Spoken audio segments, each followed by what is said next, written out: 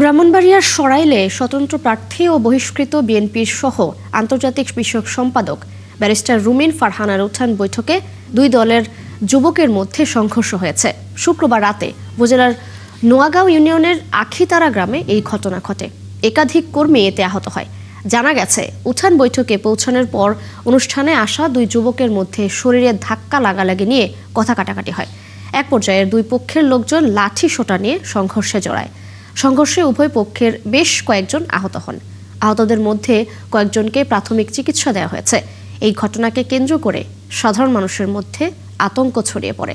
সরাইল থানার ভারপ্রাপ্ত কর্মকর্তা মোহাম্মদ মঞ্জুর কাদের ভূঁইয়া বলেন, তুচ্ছ ঘটনা নিয়ে দুই পক্ষের সংঘর্ষে একাধিক ব্যক্তি আহত হয়েছেন। পুলিশ যাওয়ার আগেই ঘটনাটি তাৎক্ষণিকভাবে সমাধান করা হয়েছে। অভিযোগ পেলে প্রয়োজনীয় আইনগত ব্যবস্থা গ্রহণ করা হবে।